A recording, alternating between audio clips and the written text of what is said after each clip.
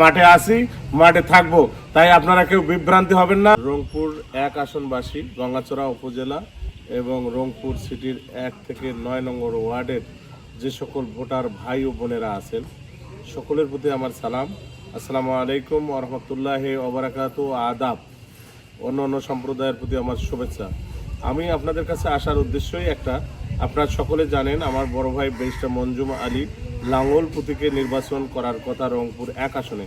আজকে ডিসি অফিসে যাচাই বাছাইয়ের সময় সামান্য ত্রুটির কারণে আমাদের মনোনয়ন এখানে বাতিল করা হয়েছে।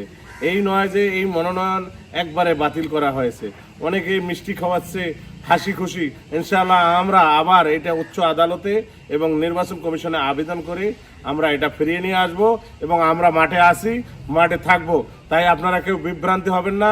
আপনাদের সকলের ব্যারিস্টার মনজুম আলীকে যারা ভালোবাসেন তাদের উদ্দেশ্যে তাদেরকে বলবো, যারা ভালোবাসেন ভালোবেসে যাবেন, আমরা আপনাদের পাশে আছি, আপনারা আমার পাশে থাকবেন, আপনারা আমার বড় ভাই ব্যারিস্টার মনজুম আলীর জন্য দোয়া করবেন।